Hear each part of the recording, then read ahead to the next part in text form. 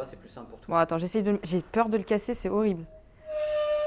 Ah, j'ai vraiment peur de le casser. Hein. Bah, ça sera dans la vidéo, c'est normal. Ah, complètement, j'ai vraiment peur de le tenir et de le faire tomber en fait, parce qu'il est quand même extrêmement massif et on n'est pas habitué à tenir ce genre de produit en fait. Donc. Et je le trouve beaucoup trop étriqué au niveau de l'écran. Et là en fait ce que je trouve intéressant c'est que c'est pas un téléphone qui est un peu trop grand pour une main, mais c'est un téléphone qui s'affirme comme étant un téléphone à deux mains. Et déjà rien que le fait de le plier, de le déplier tout le temps, je me poserais la question inconsciemment de est-ce que je vais le plier ou le déplier juste parce que j'ai peur de l'abîmer ou pas. Écoute, avec mon âge, j'ai l'habitude d'avoir eu des cabines téléphoniques dans les années 90, c'est les premiers téléphones portables un peu dans le commerce. Aujourd'hui, ça fait vraiment étrange. Bonjour et bienvenue sur ma chaîne YouTube PP World pour un test pas comme les autres parce que c'est le test d'un produit qui n'avait jamais existé auparavant dans l'industrie. Il s'agit de Galaxy Fold de Samsung. Alors je ne savais pas trop comment organiser ce test parce que je me suis dit je le fais comment? Je fais un test normal avec les plus et les moins, je fais intervenir des interviews en même temps, je parle des problèmes du produit, je parle de l'historique de Samsung avec les écrans flexibles, donc les AMOLED, et bien un peu tout ça. Dans ce test qui est presque une émission de télé. Regardez un petit peu le plateau ici au stream.fr. Donc dans cette vidéo qui va vraiment être très différente et peut-être un petit peu longue, pour changer, vous me connaissez, il y aura donc la présentation du produit, avec ce que j'en pense, il y aura des interviews en même temps. J'ai interviewé tout plein de monde ici au stream.fr. Je leur ai dit voilà, est-ce que vous achèteriez justement le Galaxy Fold de Samsung? Oui, non, peut-être. Et quels sont vos arguments pour le oui ou pour le non? Donc ça va être super intéressant. On va faire donc un tour d'horizon de ce produit façon émission télé. Et en même temps, je vais vous parler de l'avenir du Galaxy Fold qui s'arrêtera à la fin du mois de décembre. Et je vais vous dire pourquoi. Allez, let's go. Ah là là. D'abord, pour commencer, je tenais à répondre à certaines choses, puisqu'on a dit beaucoup de trucs sur Samsung et les AMOLED, qui est donc ici l'AMOLED pliable. Tout le monde dit oui, Samsung, machin, tralala. Alors, je vais vous dire une chose. Regardez, qu'on aime ou qu'on n'aime pas Samsung, c'est pas le but de la vidéo. Mais alors vraiment pas. Samsung travaille sur les écrans flexibles depuis 2012. Ils n'ont pas commencé avant-hier. Ça fait un moment qu'ils travaillent sur la flexion des écrans AMOLED. Ils maîtrisent ça depuis un petit moment parce que moi j'avais vu les premiers prototypes en 2013 dans diverses conférences que j'ai pu faire dans le monde entier. Au même titre que LG avec LG Display maîtrise également la flexion de l'AMOLED. Donc on n'est pas sur quelque chose de nouveau ni pour Samsung par exemple, ni pour LG, ni pour Royol qui ont commencé à courber comme ça l'espace-temps depuis un petit moment déjà. Donc en résumé, le projet d'avoir un smartphone pliable existe depuis 6 ans en recherche et développement chez Samsung, mais là l'aboutissement s'est fait avec le Fold. Alors vous allez me dire, et vous avez raison, vous êtes mes abonnés, vous avez toujours raison, vous allez me dire mais est-ce que les gens veulent vraiment d'un smartphone pliable? Parce que c'est là le but de l'affaire. Est-ce que le Fold répond à une demande ou bien est-ce un délire d'ingénieurs coréens? La question peut se poser pour la bonne et simple raison que la plupart du temps maintenant, les téléphones vendus sont au-dessus de 6 pouces. Vous voyez, ils sont de plus en plus grands les téléphones. Avant, un modèle 6 pouces c'était une phablette, ça coûtait une fortune. Maintenant, on trouve des modèles qui sont donc des phablettes, plus de 6 pouces, à des prix tout à fait acceptables, qui sont déjà donc très très gros. On peut faire du gaming sur une phablette, on ne craint pas de le mettre sous la flotte parce que la plupart du temps, ces produits sont capables de résister à la pluie, à une immersion, ils résistent au choc parce qu'on peut mettre des coques derrière. Donc les produits qu'on vend actuellement sont déjà des grands smartphones. Alors quelle est l'idée de faire un produit pliable qui serait juste un petit peu plus grand? Ça fait longtemps que l'industrie pense au téléphone dit pliable ou téléphone à clapper, puisque le premier Motorola a été lancé en 1989, le téléphone à clapper, il s'appelait le MicroTac. Par contre, c'est en 1996 qu'a eu lieu la première grande démocratisation du téléphone à clapper, avec le modèle Motorola qui s'appelait le StarTAC. Allô? Oui, bonjour. Ah d'accord. Est-ce que je peux téléphoner aussi comme ça? Quoi qu'on puisse penser de Samsung, ils ont de la suite dans les idées. Ils ont dit qu'ils lanceraient. Ils l'ont lancé. Il n'est pas parfait ce produit, c'est une version 1. Et justement, les Américains l'ont un peu notifié puisque certains youtubeurs américains ont enlevé ce qu'on appelle la dernière partie du sandwich. Quand on a un écran OLED ou des écrans, il y a toujours des couches. Et la dernière couche était le sandwich. La dernière couche du sandwich a été retirée. On a poussé avec l'ongle, on a poussé avec des clés, donc ça a été retiré. Et on s'est rendu compte que voilà, il y avait des problèmes avec cette couche. Et notamment également des problèmes avec des petites microparticules qui pouvaient rentrer par la charnière qui était ici. Bref, le produit était faillible.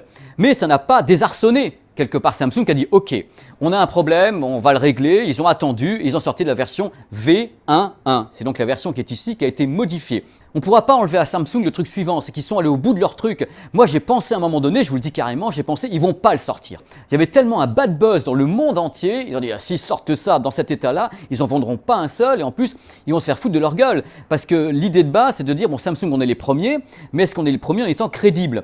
Il valait mieux qu'ils le soient pour la bonne et simple raison que les autres, c'est-à-dire leurs concurrents, Huawei ou bien Xiaomi, se sont dit ah bah si le premier pliable ne fonctionne pas, on va être chocolat pour lancer les nôtres aussi. Parce que vous avez remarqué un truc, Huawei ou Xiaomi se sont pas foutus de la gueule de Samsung. Quand Samsung a eu les problèmes, toute l'industrie est restée comme ça en retrait en disant pourvu que les problèmes se règlent avec ce produit-là, parce que ce produit étant le premier, s'il foire complètement, ça signifie que les suivants qui viendront derrière auront une mauvaise réputation, quelle que soit la marque. On dira de toute façon, ce n'est pas le Fold qui fonctionne pas, c'est le pliable qui fonctionne pas. C'est pour ça que je pense qu'il était important pour l'industrie des smartphones que ce produit sorte pour prouver qu'il est viable, techniquement, donc il est existant et qu'il fonctionne. Ça sera important pour Samsung, mais également pour toutes les autres marques qui comptent en lancer dans les mois et années à venir. Donc moi je l'aime bien déjà parce que c'est l'aboutissement d'une recherche et d'un développement sur un produit et qu'il est existant et tout à fait fonctionnel et qu'on a modifié des trucs dessus dont je vais vous parler dans quelques instants. Et c'est là, les amis, qu'on va commencer à parler de Galaxy Fold qui, à mon avis, est plutôt une tablette qui se replie qu'un smartphone. Ouais. Il y a quand même un certain confort. Et tu peux travailler avec une triple application, c'est-à-dire que tu peux avoir ça oui, autre chose à côté. Et 3 applications en même temps. Ouais. Mais le croppage, c'est dans le pré-réglage. La vidéo n'a pas changé complètement, mais c'est pas mal. Rapidement, on va faire quelques caractéristiques techniques. Je ne vais pas vous gonfler longtemps. Vous connaissez peut-être déjà le produit, on en a beaucoup parlé. Alors, c'est un produit qui fait 1,7 cm d'épaisseur à la charnière, donc tout au bout. La nouvelle mouture, donc la version 1.1, pèse 273 grammes. 13 grammes de plus que la précédente. On va savoir pourquoi dans quelques instants. L'écran principal fait 7,3 pouces une fois ouvert. C'est de l'AMOLED, donc flexible. Et l'écran secondaire, que moi j'appelle l'écran de contrôle à l'extérieur, fait 4,6 pouces en 720p avec un format 21/9.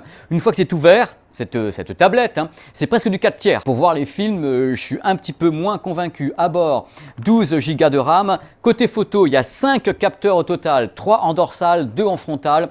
On reprend une grande partie de la partie photo du S10 et S10 Plus, Bluetooth 5 à bord et une batterie d'une capacité de 4380 mAh. Alors, qu'est-ce qui a été changé sur la version 1.1 par rapport à la version 1? Ils ont d'abord commencé par renforcer la structure avec une charnière qui a été améliorée, donc qui est plus solide. On sent que quand on ferme, c'est plus dur que celui que j'avais eu au mois de mai, je crois. On sent que c'est un peu différent, on sent que voilà, c'est plus costaud. Ils ont bouché les trous parce qu'en effet, il y avait des petites cavités ici qui auraient pu laisser passer n'importe quoi, des petites mie de pain, des poussières. La surcouche qui est ici, donc la dernière partie du sandwich OLED, a été amenée jusqu'au bord avec un petit liseré qui empêche qu'on puisse avec l'ongle ou n'importe quel trousseau de clés ou n'importe quel couteau enlever cette surcouche. Donc ça a été renforcé de tous les côtés. Par contre, le produit n'est toujours pas étanche, il y a une charnière, donc on ne peut pas le rendre étanche pour le moment. J'aurai toujours de l'eau qui peut s'infiltrer, c'est vraiment pas conseillé puisque voilà, c'est à cœur ouvert si je puis dire. C'est pas un smartphone en une pièce unique, là voilà, il s'ouvre et il y a 2 parties métalliques qui s'ouvrent et qui se ferment. Donc fatalement, ça implique des choses au niveau de l'utilisation. Ils ont renforcé la structure avec un maillage en acier sous l'écran, un petit truc très léger qui permet de renforcer complètement la structure. La fragilité. Alors la fragilité, ils livrent avec des coques en Kevlar qui sont donc placées, comme vous le voyez ici sur le produit. Évidemment, si vous le faites tomber ou si vous donnez un coup sec ou un truc comme ça, je garantis rien. C'est un produit qui s'ouvre et qui se ferme. Même si la charnière a été améliorée, ça l'a été rendue plus résistante, ça reste un produit qu'on ouvre. Il y a toujours une limite. Si je fais ça avec le genou, fatalement, il va se passer quelque chose. Donc, ça reste un produit qui est fragile par rapport au smartphone qu'on connaît maintenant. Un truc qui m'ennuie tout de suite, mais ça, on n'y peut rien pour le moment, on ne peut pas plier le verre. On ne peut pas plier le verre. Donc, ce n'est pas du verre. Donc, fatalement, si on a des ongles, je ne suis pas certain qu'on ne puisse pas vraiment attaquer le haut du sandwich OLED avec l'ongle et marqué. Même chose pour des clés de bagnole ou un truc comme ça. Je continue à penser que l'ensemble reste fragile, pas uniquement au choc, pas uniquement à la pluie, mais également à la rayure. Je pense qu'on peut le rayer facilement. J'ai pas envie de le faire parce que je dois le rendre à Samsung après-demain. Mais à mon avis, ça doit faire peur aux gens. Vous verrez d'ailleurs dans les interviews faites ici au stream, la plupart des gens sont là, disent « Moi, j'ai qu'une seule trouille, c'est de le casser ». On a peur du produit parce qu'on n'a jamais vu ça auparavant. Tout simplement, c'est normal, c'est une peur totalement justifiée. Et c'est à l'industrie d'apporter des réponses à cette peur. T'as intérêt à avoir des poches propres aussi, non? Parce que si t'as des poches pas forcément propres, t'as besoin des grains de sable. Mes amis, on en arrive à un point important de cette vidéo. La commercialisation.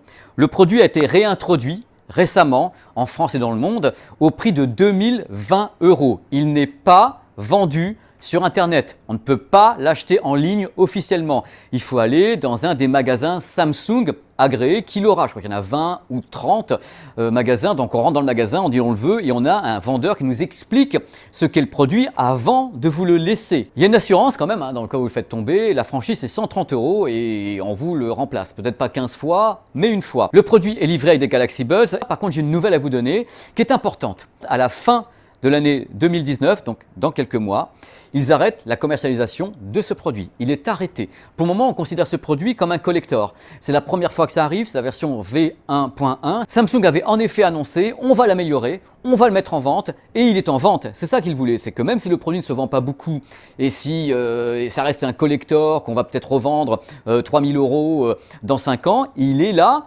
Mais il est là pour pas très très longtemps parce que les générations suivantes vont arriver certainement en 2020, peut-être même au Mobile World Congress, qui sait. Il y aura donc la suite. Je pense qu'ils préparent plusieurs tailles, plusieurs concepts. Il y a les concurrents qui vont se pointer. Les gens qui veulent avoir ce produit parce que c'est un collector, qui vont mettre sous vitre comme ça, des gens disant j'ai eu le premier, ces gens-là vont l'acheter. Donc on verra ce qui va se passer dans l'avenir, ça va être très très intéressant. Maintenant passons à la partie pratique. Je l'ai eu entre les mains pendant 3 semaines. Qu'est-ce que j'en pense sur le terrain ? Alors voilà, je me suis posé comme un utilisateur moyen, c'est-à-dire que j'ai eu le produit pendant 3 semaines entre les mains. Je suis baladé avec, je l'ai montré à des gens autour de moi, je l'ai utilisé, j'ai pris des photos, j'ai fait des vidéos. J'ai utilisé comme un smartphone normal, sauf que c'était pas un smartphone normal. Alors premier truc, la pliure. La pliure, je l'ai oublié au bout de 3-4 jours. C'est-à-dire qu'au début, j'ai regardé le téléphone, le smartphone, tout ce que vous voulez. Je l'ai regardé et j'ai dit la pliure, elle est là. Puis en plus, quand tu es en plein soleil à l'extérieur, il suffit qu'il y a le soleil qui soit un petit peu comme ça en contre-jour, tu vois que ça. Et au fur et à mesure, tu regardes et tu l'oublies. Donc le côté pliure, moi je me le suis enlevé de la tête parce que franchement, inconsciemment, tu penses plus au bout de 3-4 jours. Ça c'est mon avis. Après, chacun peut faire ce qu'il veut et penser ce qu'il veut au moment où il a le produit entre les mains. Alors le mode multifenêtre, c'est-à-dire quand on a l'écran ouvert en 4 tiers et on peut naviguer avec 3 fenêtres différentes, c'est sympa. Ça peut être cool, on a une petite fenêtre sur le côté, on peut travailler en dessous, voir un fil Twitter. Ça m'a bien plu, le côté multifenêtrage avec ce format 4 tiers, qui est donc un format en effet old school télévision ou bien très informatique. On peut s'en servir correctement. Moi j'ai aimé un truc, c'est de pouvoir choisir les applications qui se trouvaient à l'intérieur et à l'extérieur du smartphone. C'est-à-dire, par exemple, quand on regarde Maps sur l'écran ouvert, on peut choisir que Maps soit également sur l'écran à l'extérieur quand on le referme. On choisit ce qu'on veut voir à l'extérieur et voilà qui va se retrouver extérieur, intérieur. On peut faire le choix de tout ça. Et je sais que le logiciel qui gère ça est quand même vachement bien fichu. Il arrive à recaler, à recroper, à réadapter ce qui est à l'intérieur pour le mettre à l'extérieur. Donc c'est pratique. Moi j'ai toujours vu depuis le début l'écran extérieur non pas comme quelque chose d'extraordinaire pour regarder Netflix, je l'ai vu comme un écran de contrôle. C'est-à-dire le contrôle de ce qui serait à l'intérieur. J'ai aimé également un truc qu'on ne peut pas faire avec les smartphones, c'est le tapotage à 2 mains. Vraiment tapoter à 2 mains sur le produit, je trouve ça vachement bien avec en plus un clavier qui est totalement adapté ici pour taper. Je trouve ça vachement bien de pouvoir gérer ça sur un clavier ouvert comme ça, en ayant la place pour les doigts à 2 mains. C'est vraiment un produit qui s'utilise à 1 main. Voilà, comme ça je téléphone, je trouve ça, bon c'est une brique. Allô, bonjour, c'est la brique. C'est voilà le gros téléphone. Moi je m'y suis pas fait, le côté énorme comme ça, je n'y arrive pas. Mais quand je l'ouvre, hop, j'ai vraiment un autre truc, je rentre dans un autre univers, une autre façon de voir la vie. Le son est sympa, la vidéo, l'image est correcte, il n'y a pas de problème. La photo, un petit peu de problème qu'elle fait en basse lumière, mais globalement on retrouve peu ou prou les qualités du S10, S10+. Mais est-ce que c'est un smartphone, numéro 1? Est-ce que c'est une tablette qui se replie? Moi je pense que c'est une tablette qui se replie. Est-ce que les gens vont l'acheter? Moi je pense pas. Je préfère un écran qui se referme plutôt qu'un écran qui reste à l'extérieur, mais j'attends de tester les écrans qui sont à l'extérieur, donc les modèles Huawei ou Xiaomi qui ont l'écran dehors et non pas à l'intérieur comme un livre. Moi je dis extérieur égale doigt. Intérieur, on peut encore le protéger. Ça, c'est mon avis, mais on est là pour en parler ensemble. C'est un débat, on fait ce qu'on veut, on y va. La chaîne est faite pour ça. Donc, le produit ne m'a pas déplu. Est-ce que je l'achèterai? La réponse est non. Est-ce que les gens vont l'acheter? La réponse est non. Mais il fallait qu'il existe. Il fallait que ce produit existe pour prouver que c'est possible, que c'est fonctionnel, qui a tout dedans, qui casse pas au bout de 3 secondes et surtout pour ouvrir la voie à tous les autres concurrents qui attendaient que ce produit-là soit effectivement réussi technologiquement pour commencer à lancer les leurs. C'est le starter. À mon avis, ce produit, que vous aimiez ou pas le concept, que vous aimiez ou pas Samsung, que vous aimiez ou pas Android, ça restera un produit totalement iconique jusqu'à la fin des temps parce que c'est le premier. C'est le premier fonctionnel existant qui a été lancé par une marque, quelconque soit-elle, c'est pas là le problème, c'est le premier, celui qui aura historiquement ouvert la voie à tous les autres. Donc que ce soit les youtubeurs, les journalistes, les vlogueurs, tout ce que vous voulez, on ne savait pas ce que c'était. On le découvre en même temps que vous et donc maintenant on va ouvrir le débat et l'industrie va s'ouvrir sur ce type de modèle puisque ce type de modèle c'est le top départ des smartphones pliables, qu'ils soient comme ça ou avec l'écran tout autour. Donc personnellement je suis super content. Vous me connaissez, je suis un mec enthousiaste, j'aime la techno, je suis un mec jovial, je suis un mec qui a beaucoup d'émotions dans la vie également et j'étais très ému de pouvoir l'avoir pendant 3 semaines. Et oui, vous en parlez également, c'est de l'émotion de vous parler d'un produit pareil parce que là, j'ai la version définitive, j'ai pu le manipuler, je peux vous garantir que moi j'arrête pas, je suis pas forcément un mec toujours très doux, hein, j'avoue, hein, et il tient bien dans le sac, je l'ouvre 15 fois, j'ai téléphoné avec, j'ai pris des photos, il n'y a pas de signe particulier depuis 3 semaines d'un problème quelconque sur la pliure qui se verrait plus ou pas, moins ou je sais pas quoi, la pliure reste la même. Par contre, les traces de doigts, ça se voit à 15 km avant, sur les côtés. Bon, on a toujours le petit chiffon pour le nettoyer.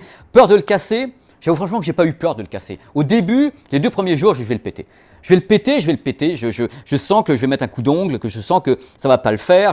J'avais peur. Je l'ai mis dans une sorte de presque du papier bulle. Et au fur et à mesure, je me dis mais après tout, il est conçu pour être dans ta poche, il est conçu pour être dans ton sac. Vas-y. Et je m'y suis fait. Je m'y suis fait. Vous avez gagné, voilà, vous avez tout gagné dans mon beau studio ici au stream.fr. Ils sont sympas de me laisser les logos quand même. Ils ont confiance, ils n'ont pas peur les gars. Hein. On va faire les plus et les moins chaque fois dans les vidéos. Je trouve ça important de le faire. Donc les plus, concept prometteur. Voilà, c'est une réussite industrielle évidente. Qualité photo et vidéo. La surcouche One UI qui est vraiment extra. J'adore cette surcouche One UI. Le logiciel pour switcher entre l'écran ouvert et l'écran externe, voilà, et je trouve que le logiciel est vachement bien fichu.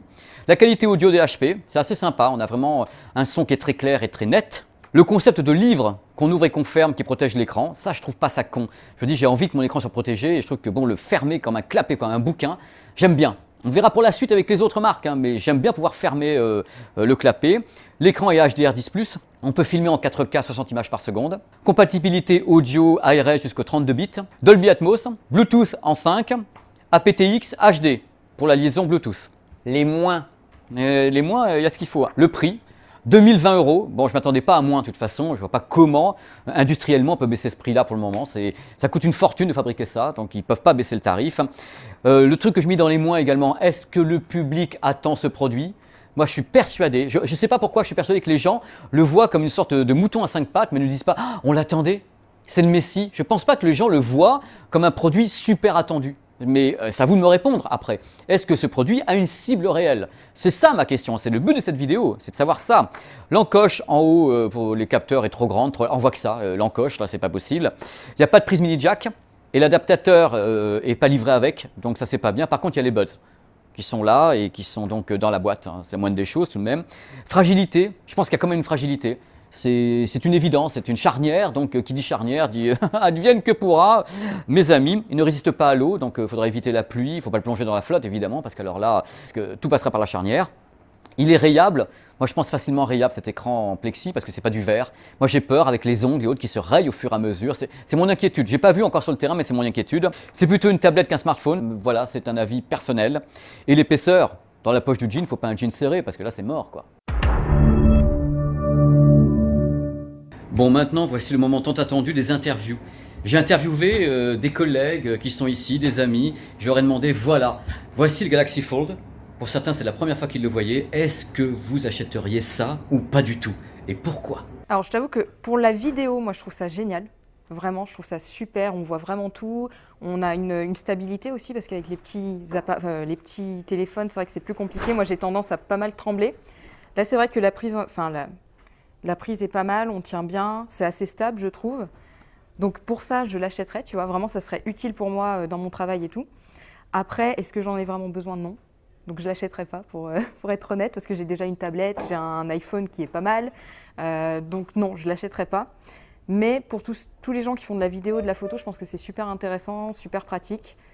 Et même au niveau, enfin tout à l'heure, tu me montrais le plan. Quand tu vas dans une ville que tu connais pas ou quoi, moi j'utilise beaucoup le plan tout le temps. C'est vrai que c'est super pratique, tu te mets comme ça, tu regardes, tu peux voir plus loin. Enfin, je trouve ça assez incroyable à ce niveau-là, quoi. Après, vraiment, je préfère l'avoir comme ça, ouvert, quoi. Je trouve ça tellement plus, enfin c'est plus beau, tu as plein d'espace, tu peux faire plein de trucs, tu peux jouer et tout, tu peux le mettre comme tu veux. Là, je t'avoue que si j'avais ce téléphone, j'en aurais pas forcément l'utilité, à part pour voir les notifs quoi au final. Mais sinon non, vraiment ouvert, c'est là que je trouve qu'il est super intéressant. Est-ce que tu as peur de le casser? Est-ce que c'est un produit qui te fait peur quelque part? Au début, oui. Quand tu me l'as présenté, j'avais vraiment peur de le prendre, tout ça, de le casser avec le petit truc au milieu où tu te dis, je sais pas trop, voilà, est-ce que c'est solide et tout. Mais au final, en fait, c'est super solide. Et une fois que tu l'as pris en main, quand tu comprends où il faut un petit peu appuyer pour le refermer et l'ouvrir, c'est nickel, quoi. Si j'étais en rade de téléphone, par exemple, mon téléphone se pète, mon iPad se pète, ouais, là, oui. Parce que pour le coup, ça réunit les deux pour moi. Mais sinon, non. Qu'il manipule, tu aurais envie d'acheter ce type de produit ou malgré tout tu te dis bah non? Alors du coup j'ai ma réponse, mais je suis pas haters, hein, mais moi non du tout même, parce que je me suis quand même renseigné sur le truc. J'ai un ami Gigi qui l'a acheté et j'ai pu manipuler un peu le bousin. Moi j'ai quand même un gros souci avec la pliure au milieu et je sais que la pliure au milieu, moi, ce serait un no-go, mais ce serait la plus grosse raison pour laquelle je n'achèterais pas le produit, parce que j'ai peur que ça se marque sur le temps, que ça fasse quelque chose d'horrible au milieu. D'ailleurs, c'est déjà le cas, hein. On remarque que ça, même avec les reflets, ou même sans source de lumière, tu le vois tout de suite. Et au-delà de ça, j'ai regardé une vidéo d'un youtubeur, alors j'ai totalement oublié son nom, mais lui, il s'amuse à abîmer les produits en fonction à chaque fois, dès qu'il les achète. Et rien qu'avec son ongle, et pourtant il n'a pas des gros ongles, hein, mais avec son ongle, c'est-à-dire que même une femme qui se fait manucurer, pardon? Les clés aussi, oui, exactement, qui se fait manucurer, qui essaye de toucher son téléphone un peu sans faire attention, ça va laisser des traces qui sont ineffaçables. Et pour moi, moi j'aime pas abîmer mes produits, et je sais que j'aurais peur de l'abîmer. Déjà rien que le fait de le plier, de le déplier tout le temps, je me poserais la question inconsciemment de est-ce que je vais le plier ou le déplier juste parce que j'ai peur de l'abîmer ou pas. Donc pour le Xiaomi Alpha, du coup, le téléphone serait pas pliable apparemment, mais serait vraiment, l'écran ferait tout le tour. Et ça, je serais quand même plus intéressé, même si la fragilité du coup est toujours présente. À voir aussi au niveau de la texture, que c'est que quand tu touches, ça fait presque un écran qui t'absorbe, presque comme un coussin sur le Fold. Je suis curieux de voir ce que ça donnera sur l'Alpha de Xiaomi. Mais je pense que il fallait le faire, ils l'ont fait. C'est presque quand même une édition limitée, c'est un collector. C'est les premiers à le faire, ils ont lancé le truc. Je me demande ce que ça va donner sur la durée. Je sais que ce sera plus en vente d'ici quelques temps, je crois, le Fold. Donc je pense que ça va se revendre très très cher par la suite. Mais c'est quelque chose qui a besoin d'être amélioré et personnellement, je te le redis, mais moi je ne l'achèterai pas du tout parce que trop peur de l'abîmer, trop peur qu'il s'abîme sur la durée, même avec une utilisation quotidienne normale. Donc pour moi, ce sera non. Franchement, je trouve que c'est une belle prouesse technique. Moi, je suis team téléphone à une main. C'est-à-dire que mon premier critère quand je prends un téléphone, c'est savoir s'il est petit, s'il est compact, parce que je suis encore avec mon 5S, mon iPhone. Et là, en fait, ce que je trouve intéressant, c'est que c'est pas un téléphone qui est un peu trop grand pour une main, mais c'est un téléphone qui s'affirme comme étant un téléphone à deux mains, pour le coup. C'est-à-dire que là, vraiment, on utilise les 2 pouces, les 2 pouces opposables, et ça prend le parti de vraiment faire cette utilisation complète des deux mains, d'occuper les deux mains avec ça. Et je trouve que c'est un bon parti pris. Y aller à fond comme ça, c'est vraiment une chose unique et une belle prouesse. Après, c'est pas forcément un produit sur lequel je serais chaud de partir en premier, peut-être par rapport au prix au début. Mais si ça se démocratise, je trouve que c'est un format qui pourrait être très intéressant dans l'avenir. Notamment le fait qu'il puisse quand même continuer à être utilisé à une main comme ça. Et moi, l'épaisseur, c'est pas quelque chose qui me dérange en revanche, tu vois. Tant que ça rentre dans la poche, c'est pas un critère que je vais trouver éliminatoire ou vraiment discriminant. Et ensuite, le côté processeur d'image et appareil photo, c'est la deuxième chose en fait qui m'intéresse sur un téléphone. Et c'est vrai que si c'est le capteur du S10, il est dans la cour des photophones hein, finalement. Et c'est ça qui est aussi intéressant. Le côté fragile, facilement salissant peut-être, rayable. Ben écoute, en vrai je pense que je serais capable de prendre le pari. Peut-être avec une coque comme celui-là.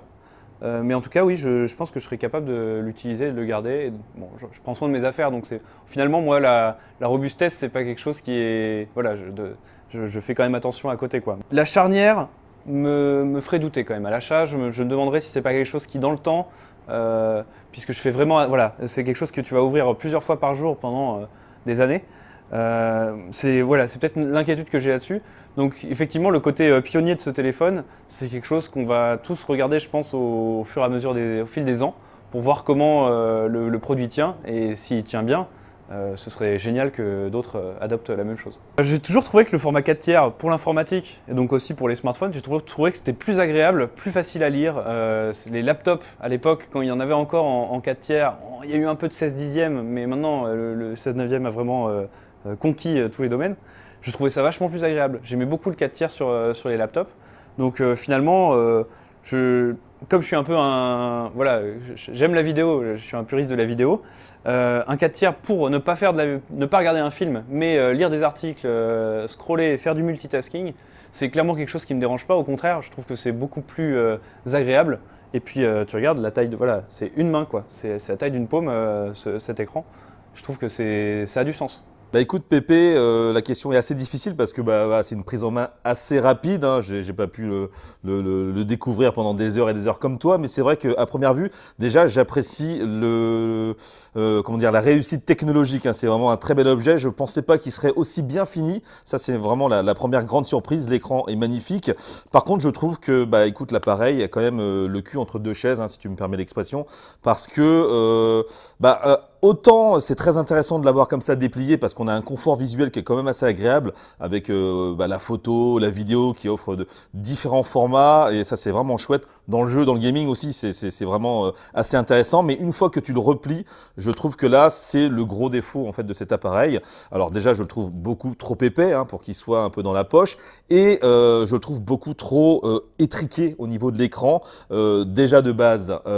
Comment dire, ça prend pas toute la surface, donc ça je comprends pas trop. Et au final, non, il y a quelque chose qui va pas. On a l'impression que tout est ramassé à ce niveau-là, et c'est là où vraiment où ça me plaît pas du tout.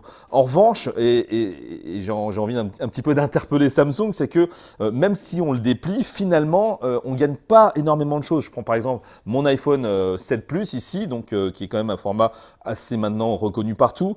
On gagne quoi? On gagne un quart d'écran en plus. Je pense que Samsung ou même tous les constructeurs devraient aller plus loin. Et c'est-à-dire que lorsqu'on plie déjà l'appareil, on devrait avoir le même format. C'est ça en fait qu'il faudrait. Avoir le même format de base pour qu'on puisse bénéficier déjà de la qualité, voilà, le format qui est aujourd'hui acté pour tout le monde, et qu'on déplie, et là qu'on ait vraiment encore un écran beaucoup plus grand, qu'on ait une vraie tablette finalement. Je pense que c'est ça que les constructeurs de smartphones devraient faire. Il faut qu'ils aillent jusqu'au bout de l'idée. Là, on a l'impression qu'ils tentent quelque chose, mais ils n'osent pas aller plus loin parce que forcément, on ne sait pas si le public va être réceptif. Mais voilà, donc pour moi, c'est un objet vraiment qui a le cul entre deux chaises. Très beau, très bel objet technologique. Maintenant, il faut aller plus loin. La pliure aussi de l'écran me gêne un petit peu. Je pense qu'après, c'est une question d'habitude. Mais voilà, dans un premier temps, je ne l'achète pas. Peut-être que pour les générations d'après, ils vont l'améliorer. Il y aura peut-être d'autres formats. Là, peut-être que je me laisserai tenter. Alors déjà, moi, je l'achèterais parce qu'il faut savoir, je suis uniquement Samsung. Voilà. Je suis la team Samsung, team coréen, femme coréenne, jeu coréen. Bon voilà, je suis Samsung à 100%. Déjà, pourquoi je l'achèterais? Parce que je trouve ça absolument incroyable. Le côté vraiment fold et le fait d'avoir un écran, carrément presque une mini tablette dans les mains. Franchement, c'est super.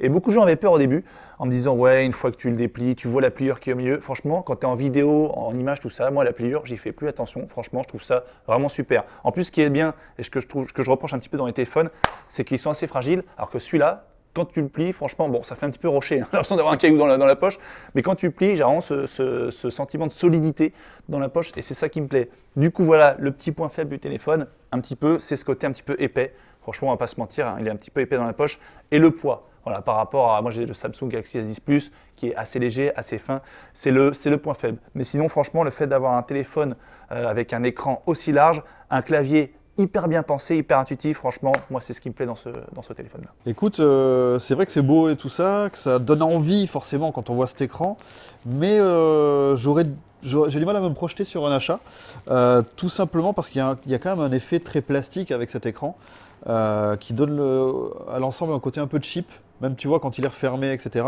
Alors je parle pas des traces de doigts évidemment, qui sont en plus de tous les côtés, mais c'est vrai que j'aime bien l'idée du truc qui se plie, de ce grand écran, mais j'ai quand même l'impression que faudra que j'attende encore quelques générations pour que ce soit à la hauteur en termes de prise en main, de sensation par rapport à tout ce qui se fait à côté, quoi.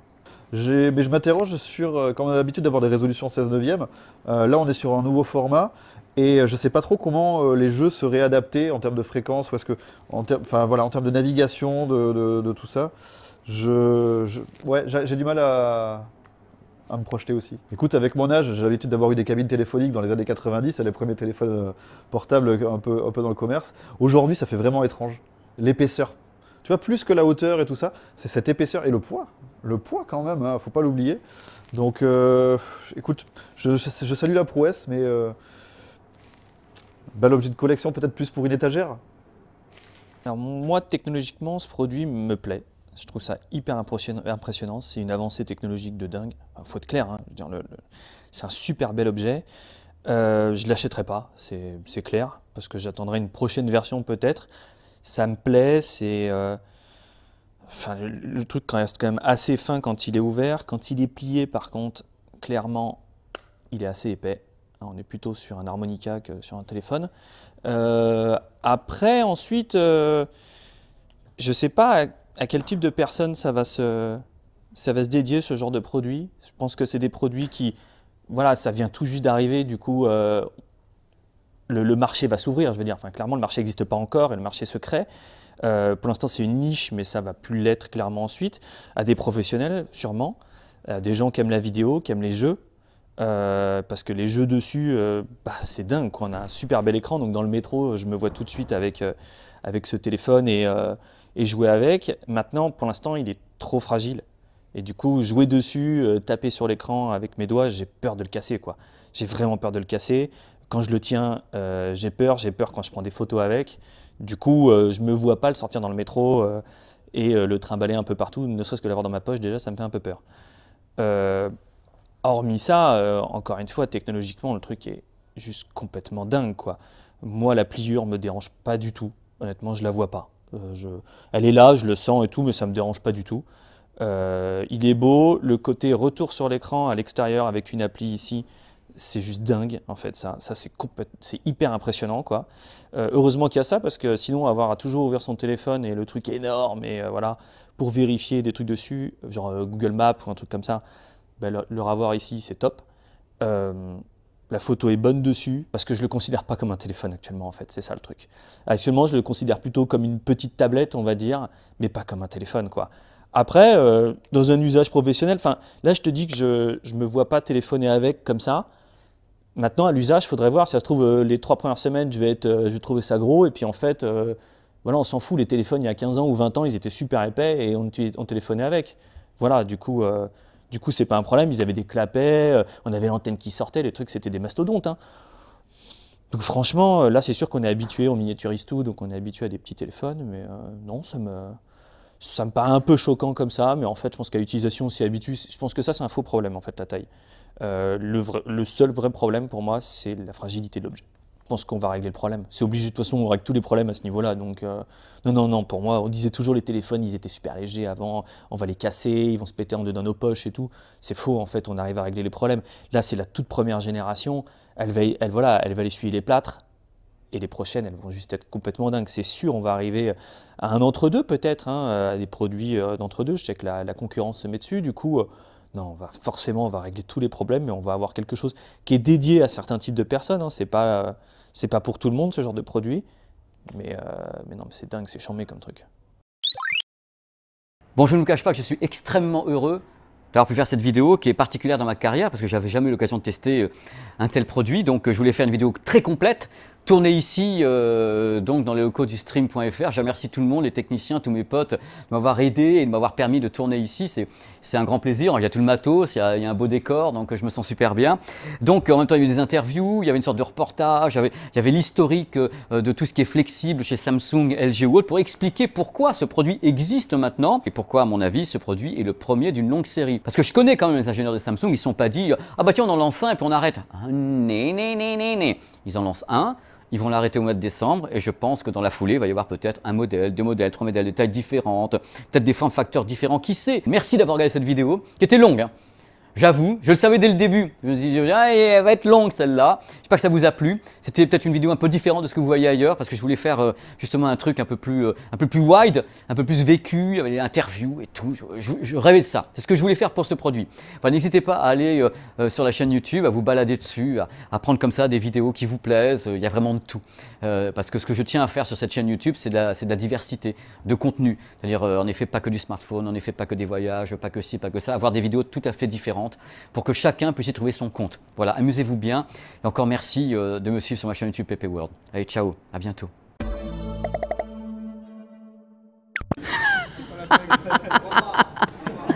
C'est le début de la vidéo, on va commencer comme ça. Bonjour! Bonjour, bienvenue sur ma chaîne YouTube PP World. Nous allons pénétrer ensemble dans l'univers magique, extraordinaire et surdimensionné de la marque chinoise TCL, une des plus grandes marques électroniques au monde. C'est du délire. Hein. C'est extrêmement impressionnant. Hein. Extrêmement impressionnant.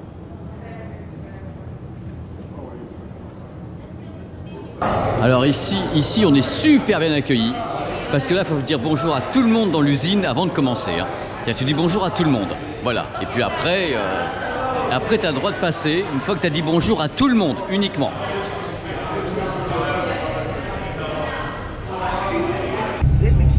Voilà le bâtiment CSOT.